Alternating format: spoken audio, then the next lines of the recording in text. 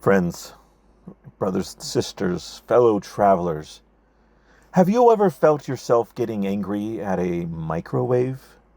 I mean, truly frustrated that it's taking the full 60 seconds to do its job? Or have you ever felt a sudden urge, a surge of irrational rage at a traffic light that seems to be holding you hostage for an eternity of 45 seconds? If you have, you are not alone. You are simply a healthy human being living a deeply impatient world. We live in a culture that has declared war on waiting. A world that screams, faster, more, now. A world where patience is often seen not as a virtue, but a competitive disadvantage. We are plagued by what I call a culture of the shortcut. And it is leaving us exhausted, anxious, and deeply dangerously out of sync with the natural life-giving rhythms of our souls.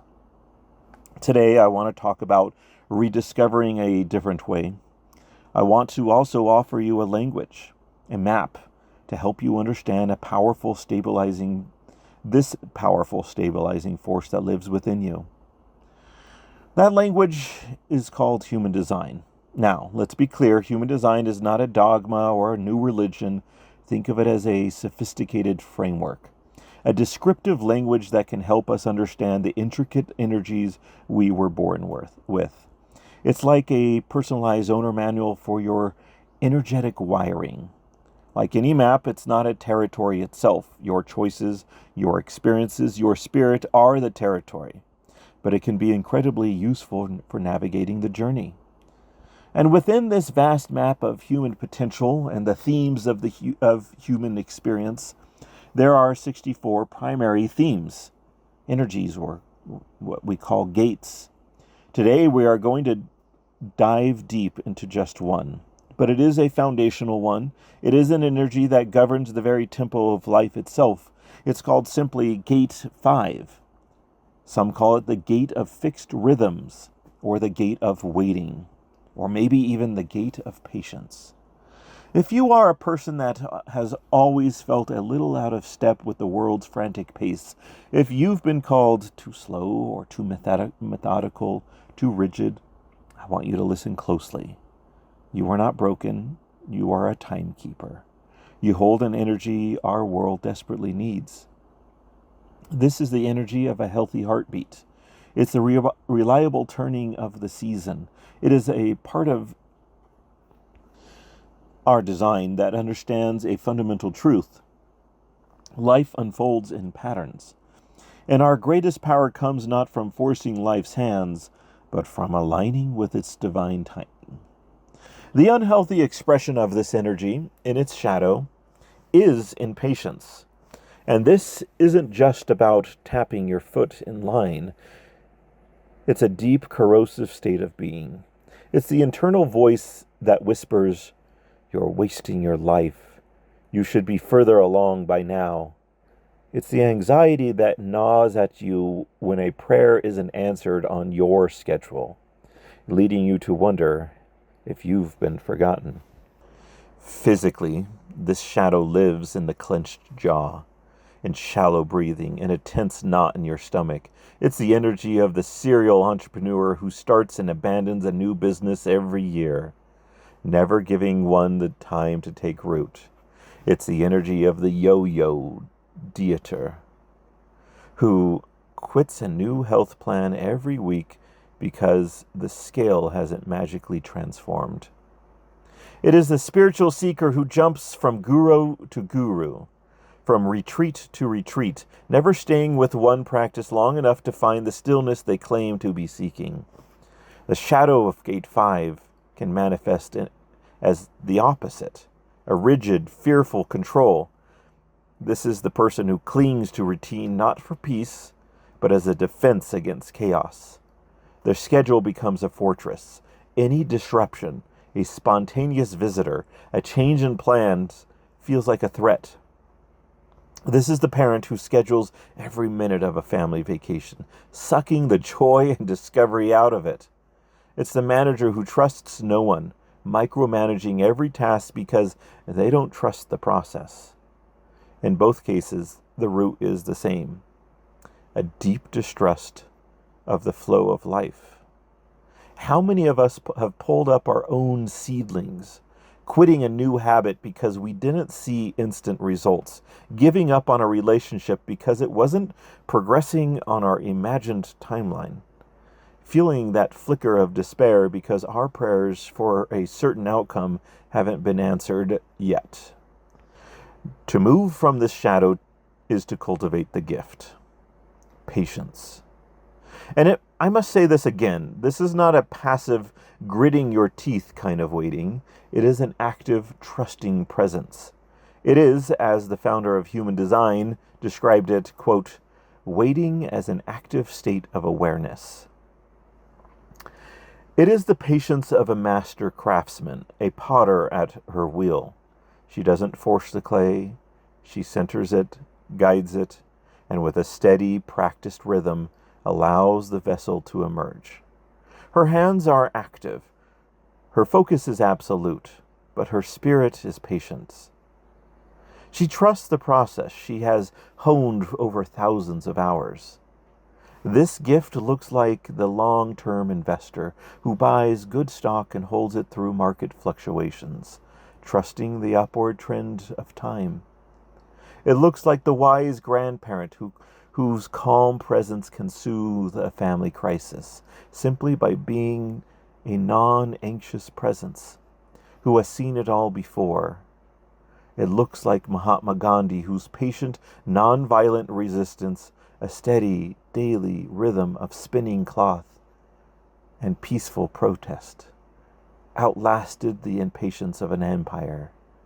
He said, quote, to lose patience is to lose the battle. A poet who understood this inner patient world, was Emily Dickinson.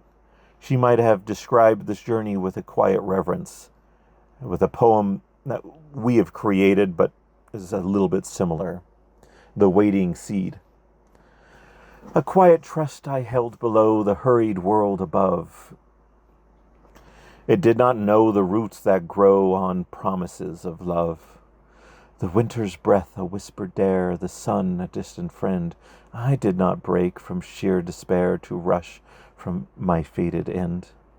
For in the dark, a rhythm deep, a pulse of holy time, was teaching me the vows to keep, to wait for the sublime. And when the green shoot pierced the clod, a gentle certain art, it was not I, but the will of God that broke my patient heart. This is the gift, to trust that in the quiet, in the waiting, our strength is being knit together, our roots are growing deep. Now, this map of human design gets even more fascinating. Gate 5, it doesn't exist in a vacuum. It has a partner, a harmonic gate that is designed to dance with. This is the gate 15, the gate of extremes and diversity. Think about that for a moment, the energy of fixed, steady patterns.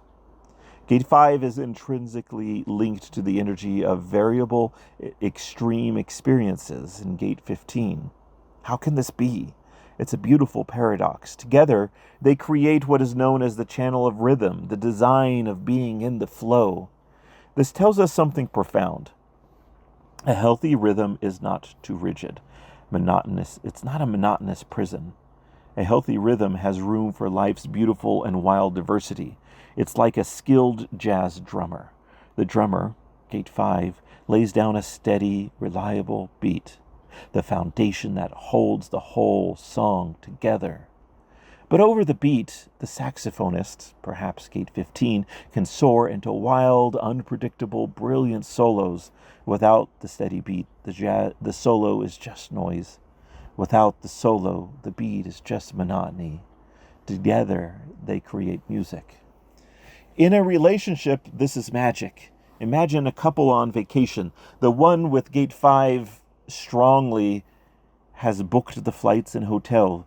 They've researched the best museums and made a dinner reservation for their anniversary. They've created the container, the steady beat. The one with Gate 15, while walking down a street, hears music from an alleyway, follows it, and discovers a spontaneous local festival, a vibrant, once-in-a-lifetime experience. They pull their partner into the dance. The trip becomes a masterpiece of both planned-for peace and serendipitous joy. They learn from each other. The routine lover learns to embrace surprise. The adventurer learns to appreciate the security that allows for adventure. This balance is the art of life. It's creating a life that is both a sanctuary for order and a field for adventure. And where do we find the perfect model for this? For any energy on this map of human design, for the themes of our human experience. If we want to see its highest, most flawless expression, we can look to the life of Jesus Christ. He was a master of divine timing. For 30 years, he lived in quiet preparation, perhaps, a long, patient rhythm of becoming. The ultimate testament to the hidden years have a profound purpose. He often told his disciples, "Mine hour is not come," demonstrating perfect deference to a timetable set by his Father. Yet when a moment of extreme need appeared, a leper begging for healing, a child on the brink of death, he would pause his journey, break the established travel plan, and minister with profound present love. He embodied the perfect channel of rhythm, unwavering in his core purpose and pattern, yet completely available to the dynamic, diverse needs of humanity. He teaches us that our ultimate goal is not just to find our rhythm, but to sync our rhythm with God's. So, how do we begin? How do we, in this frantic world, cultivate this sacred pace? First, we must understand our own relationship with this energy. Think of it like a set of sliders on a mixing board. The first is intensity. How strongly do you feel the need for routine or not routine? On a low setting, it's a gentle preference. On a high setting, it can become a rigid demand. Where are you on that slider? Are you a gentle stream or a concrete canal? The second is frequency. Do you thrive on daily rituals, or are you more attuned to longer seasonal cycles? Do you need a plan for every hour or a gentle theme for each month? There is no right answer, only what is right for you. And the most important slider is quality. Is your routine a life-giving sanctuary or a self-imposed prison? A routine of scrolling social media for an hour every night is a pattern. But is its quality nourishing your soul? A routine of quiet prayer, even for 5 minutes, is also a pattern. Their quality is worlds apart. I invite you to take a moment right now and ask yourself, what is the quality of my most common patterns? Be honest. Be gentle. Awareness is the first step. The next step is to act. Not on grand resolutions, but on small, consistent rituals, as the psychologist and philosopher Jordan Peterson might say. You start by setting your own house in order. You choose one small thing, one micro ritual. Perhaps it's putting your shoes in the same place every day. Perhaps it's a 5-minute walk at lunchtime without your phone. Perhaps it's a conscious decision to take 3 deep breaths before answering a stressful email. You do it today, you do it tomorrow, and the day after. You are not looking for a lightning bolt of transformation. You are tending a garden. You are laying one brick at a time to build the cathedral of your character. The modern world scoffs at this. It wants the hack, the shortcut. But your soul knows better. Your soul knows that true growth is organic. It unfolds. It cannot be forced. Let me share with you another poem. This one is more like a prayer or a hymn, sung from the heart of someone learning to trust the divine rhythm. The dance of now. I came to your door, a frantic mess, my list of demands a wild excess. When, my Lord, will the waiting cease? You smiled and whispered, "Child, find peace." The answer you seek, you gently said, is not in the future where you fled. It's here in the rhythm of your own breath, the sacred space between life and death. So dance with me now, in this small room. Let go of your hurry, your fear, your gloom. One step, then another, in perfect trust, turning your worry and wants to dust. And as we turned in a silent grace, I found my home in this holy space. The frantic knocking began to fade. A symphony from my soul was made. No longer I ask for the distant when. I'm here in the dance again and again. Your timing, my love, is the only beat. And in this rhythm my life's complete. That is the invitation for each of us. To stop demanding the future and to start dancing with the divine in the now. To infuse our daily routines with a sense of the sacred. And finally, if you cultivate this patience, what is the highest potential? The highest expression of Gate 5 is called timelessness. This is a state of consciousness where you are so profoundly at peace with the flow of life that its pressure of time dissolves. It is the peace of the ancient prophet who knows God's promises are sure, whether they are fulfilled tomorrow or in the next life. It is the state of being so fully present that each moment feels eternal. You may have touched this in moments of, perhaps deep prayer, in the flow of creating art, or holding a newborn child. In those moments, the clock stops, and all that exists is a profound, loving now. That is the ultimate gift of patience. It's the peace of God which passeth all understanding. My friends, I want you to leave here today with a sense of permission. Permission to slow down, permission to trust your own pace, permission to believe that you are not falling behind. Think of the great redwood trees. They do not become majestic in a decade. They grow ring by patient ring over centuries. They do not compare themselves to the fast-growing weeds at their feet. They simply stand, drawing water and sunlight, weathering fires and storms, their roots deepening with every season. They become a sanctuary for all of life around them.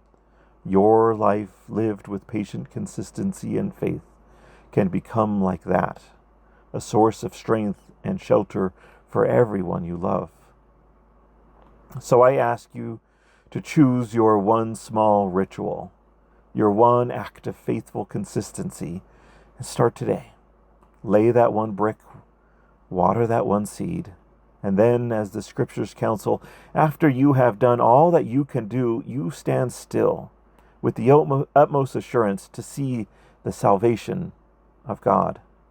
Trust the wait, embrace the uncertainty, enjoy the beauty of your own becoming. For in the gentle, unforced rhythms of grace, you will find strength, you will find your peace, and you will find that you were on time all along. The river of your life knows its way to the ocean.